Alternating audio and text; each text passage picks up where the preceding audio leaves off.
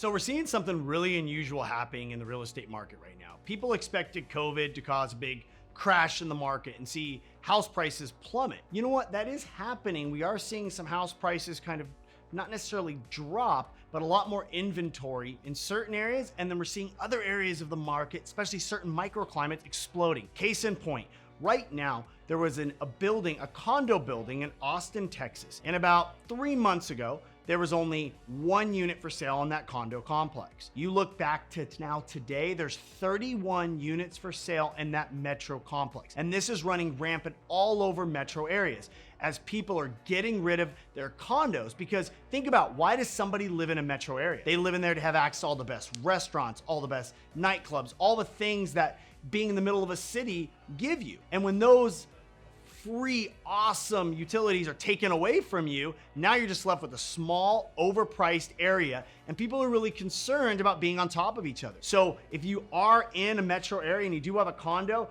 I personally think we're gonna see some pretty drastic drops in the values of those condos because people are gonna wanna leave those metro areas and move out. And this is shown no greater than what we just saw in July. Crazy. Before COVID, you only had about 6 to 7% of all home buyers actually looking at rural properties, meaning areas where the spacing between homes was typically somewhere in the neighborhood of about 1/3 of a mile or so. Now, what you're seeing right now is you're gonna see a ton of people moving to rural areas to get out of these areas. And that was shown by the July figures. So it went from 6% last year of individuals looking at rural homes to 19% of all home buyers now want a property that is deemed in a rural location, meaning outside of a metro area or an individual suburban climate. So as a real estate investor and you're analyzing your portfolio, or just somebody that is looking to make a great real estate investment, avoid metro area condos like the plague. We're gonna see, my personal opinion, a pretty significant drop